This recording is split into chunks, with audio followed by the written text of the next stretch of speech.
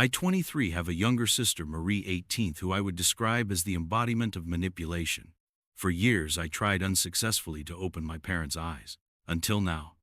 Our family has a complicated history. My parents and I always had a tense relationship, mainly because of Marie. After a severe miscarriage that deeply affected my mother, Marie was born. She was the miracle child who healed the pain of loss. My parents showered her with attention and affection.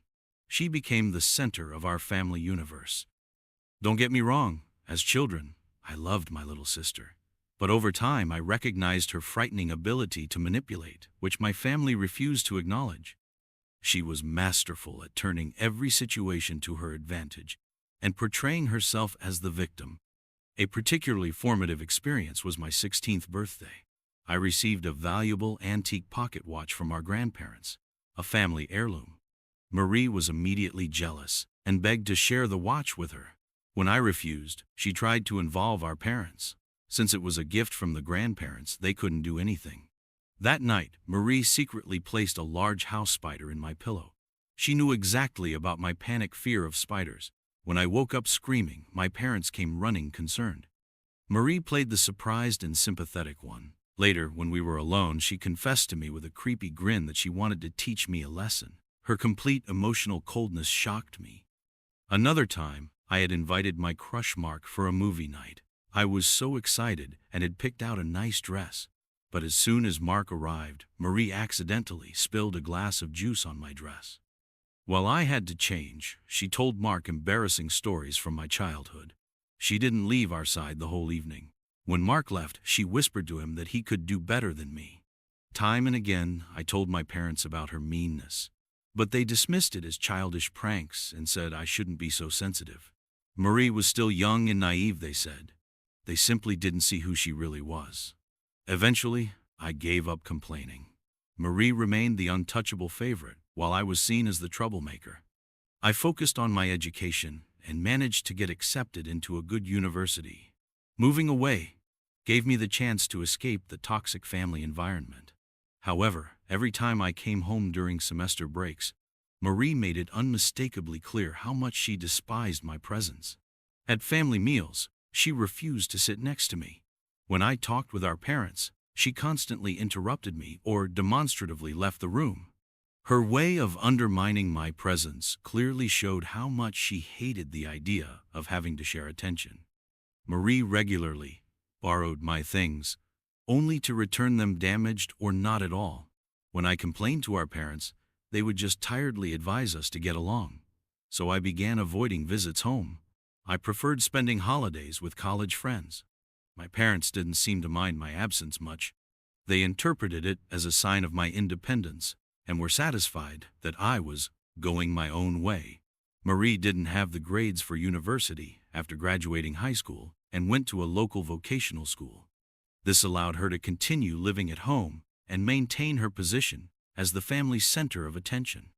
Today, I work successfully at an international company in Munich. Contact with my parents is limited to occasional phone calls. I haven't spoken to Marie in years. I had accepted that our family would probably never be normal. Then my father suffered a severe heart attack. He barely survived. When my mother called, I immediately booked a flight home. The doctors prescribed important medications for my father and advised regular exercise. After being discharged from the hospital, he expressed a desire to spend more time with the family. I understood his wish and stayed for several days. My job allowed remote work, so that wasn't a problem. But I immediately felt Marie's resentment about my presence. I tried to avoid her. We were both adults. And after Father's heart attack, I didn't want to start any arguments. One morning at breakfast, my father suggested a family vacation. "It's been so long since we all traveled together," he said hopefully. Initially, I was skeptical, but his expression made me agree. Marie seemed anything but thrilled, but had no choice but to come along. My father took care of the bookings, flights, hotel, everything. I had specifically taken time off work and asked my colleagues to contact me only in emergencies, really trying to enjoy this family time. But at the airport came the shock. My ticket was canceled. While my father confusedly insisted he had paid for and booked all tickets, I noticed Marie's smug smile. I knew that look too well, the same self-satisfied expression as after her past meanness. I realized she must have canceled my ticket using our father's computer. When I confronted her about it, she just stood there grinning. I raised my voice, pointing at her. She did this. She never wanted me to come along. But instead of believing me, my mother immediately dismissed it. Your sister would never do such a thing. Stop being jealous. My father too looked for excuses, talking about an airline error. I was stunned at how blind they still were to her manipulations. There was no possibility to fly today. A flight the next day would have been possible, but the thought of traveling alone and then sharing a room with Marie, no. If she had already sabotaged my ticket, what else would she come up with? My father hesitated briefly, suggested everyone could go home and replan. But then he spoke about how long it had been since he'd had a proper vacation. My mother agreed. You travel so much for business anyway, you won't miss anything. Her words hit me hard. They practically wanted me to urge them to continue without me. So, with a heavy heart, I told them to go ahead. They agreed surprisingly quickly. While they offered to reimburse me for the ticket, the pain ran deep. They didn't care whether I was there or not. This family vacation apparently worked just fine with 3 people. So I stood alone at the airport while my family departed for their long-awaited vacation. I decided to fly straight back to Munich rather than spend another day in the empty family house. I tried to make the best of my already approved vacation, met with old friends, read a lot, and enjoyed my time off in Munich. My parents occasionally called via video. They seemed to be thoroughly enjoying their vacation. My absence clearly didn't bother them in the slightest. Even though I wasn't necessarily sad about missing the vacation, I felt excluded. Once again, I was painfully aware of the years of favoritism shown to Marie. One morning, I woke up to several missed calls from my mother. Panic immediately spread through me. Was something wrong with Father's heart? I called back immediately. My mother answered, noticeably distraught. What she told me left me speechless. My father had noticed that his vital heart medications were disappearing day by day. An extremely concerning situation. He absolutely couldn't stop his medication. They were abroad and didn't know if they could even get the same medications there. After unsuccessfully searching their own room, my mother went to Marie's adjacent room to borrow sunscreen. What she found there deeply shook her. All of her husband's missing medications carefully hidden in Marie's nightstand. Shocked, she called my father. Together they stood stunned before the proof that their perfect daughter had deliberately endangered her father's life. With a trembling voice, my mother asked me if they should confront Marie about it. I strongly advised against bringing up the topic before returning home. They should collect themselves and confront Marie later with solid evidence. I knew her manipulative ways. She would immediately come up with excuses and deny everything. But something must have happened that evening. Late at night, my father called, his voice trembling. Marie was in jail. Apparently, my parents had confronted her after all, whereupon she completely lost it. She threw objects around, screamed, and particularly accused my father. He should never have booked a ticket for me. If they continued to maintain contact with me, she would teach them a lesson they would never forget. Marie's outburst became so violent that other hotel guests called the police. When officers arrived, she refused to calm down. She also insulted the police officers, which led to her being taken into custody. She would be released after 24 hours. Desperately, my parents wanted to fly home immediately after Marie's release. But then came the next shock.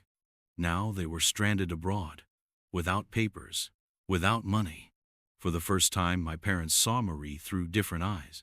My mother, who had defended her angel daughter for years, now tearfully asked me for help. The realization of Marie's true nature hit them hard. I assured them that I would send money via Western Union, but they would need to find their passports first. Finally, my parents understood that I had been right all along. They apologized for not taking me on the vacation. Even though part of me wanted to forgive them, it was hard to forget years of neglect. They now called daily with updates, and I became increasingly worried. After her release, my parents threatened Marie with calling the police again if she didn't return the passports. Reluctantly, she revealed their hiding place. Back home, my parents gave Marie an ultimatum: either pack her things and move out, or they would take legal action. They had finally recognized how manipulative and dangerous their daughter was. There was great concern that she might steal father's medications again. This triggered another fierce argument. Marie screamed and raged, accusing my parents of neglecting her. She didn't want to share them with anyone and had lost it when they invited me on vacation. She insisted that they should exclude me from the family. She alone was enough for them. In this moment, my parents realized the extent of her jealousy and hatred towards me. When they tried to calm her down, Marie threatened to tell everyone that they had neglected and abused her as a child. The threat of spreading false abuse allegations terrified my parents. As respected doctors in our community, their reputation could be ruined by such accusations. Marie had hit them exactly where it hurt the most. In the following days, Marie made our parents' life hell. When she learned they were regularly talking to me on the phone, she smashed the dishes in rage. She hid the car keys, making it difficult for my parents to get to work. Yesterday evening, my mother called crying. At dinner, Marie had lost it again because my exhausted mother refused to cook separately for her. Marie then demolished furniture and turned her music up so loud in her room that our parents couldn't sleep. The situation became increasingly threatening. I was very worried about my parents' safety but couldn't come home. My presence would only provoke Marie more. I urged my parents to seek legal help. Then the unthinkable happened. During another argument, Marie came at our parents with a knife. In their mortal fear, they finally called the police. Marie was arrested, this time for serious threats. My parents consulted a lawyer who helped them file an official eviction notice. They paid Marie's bail but simultaneously served her with the eviction notice. The court order was clear: Marie had to move out. For my parents, it was heartbreaking to take their own daughter to court.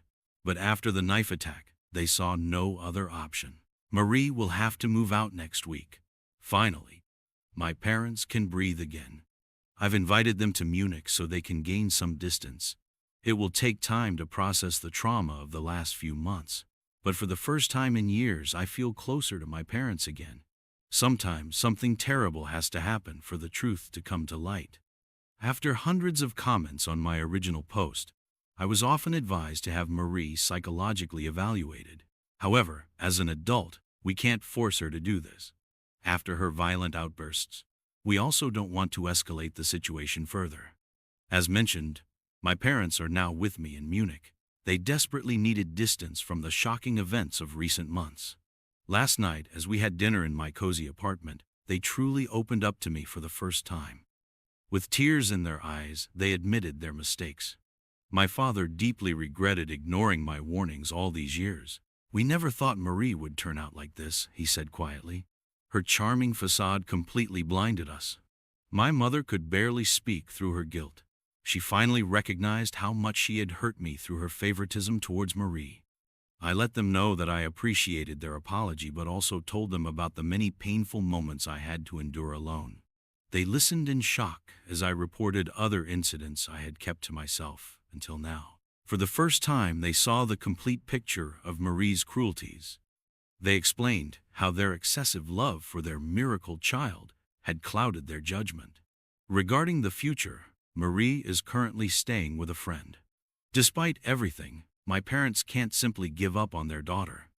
They feel responsible and suspect that there might be unrecognized mental health issues behind her behavior. We plan to carefully introduce Marie to the idea of therapeutic treatment once she's ready for it. My parents want to meet her in a public place where she'll have to keep her emotions better under control. Our goal isn't to assign blame but to find a way forward as a family.